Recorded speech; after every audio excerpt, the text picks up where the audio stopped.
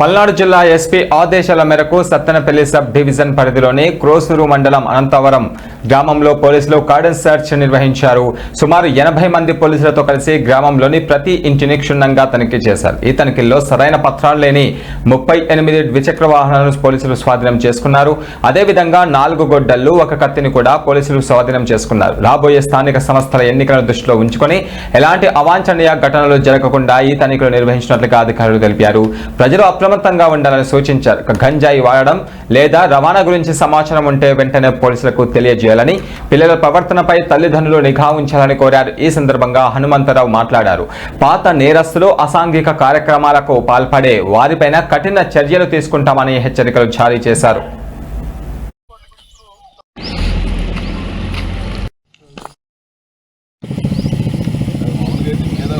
ఈరోజు రావడం కొన్ని పాప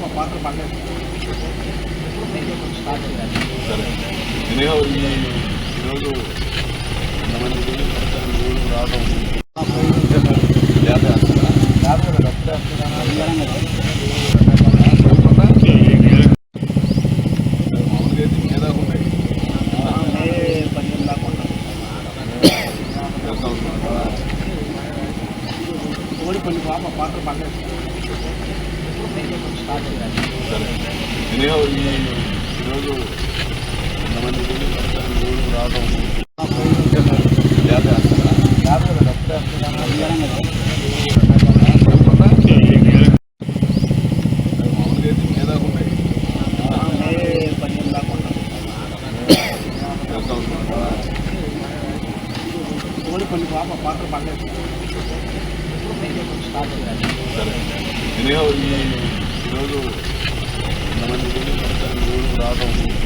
ఈరోజు రావడం కొన్ని పాప పాత్ర పడలేదు.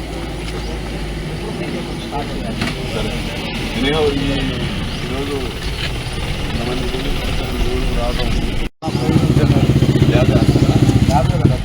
కొన్ని పాప పాత్ర పడలేదు. ఈరోజు రావడం కొన్ని పాప పాత్ర పడలేదు. ఈరోజు రావడం